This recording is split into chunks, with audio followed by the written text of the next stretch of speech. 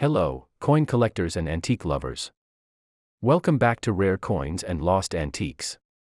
Today, we're exploring this 1968 Swiss Half Franc coin.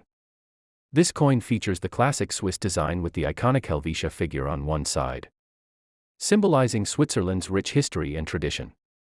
The reverse side shows the denomination, 1/2 franc, along with the year 1968, making it a popular choice for collectors of vintage Swiss coins. Coins like this are perfect for anyone who collects rare coins, vintage currency, and lost antiques. Even smaller coins tell big stories about history. If you enjoyed this video, don't forget to like, subscribe, and share to support the channel.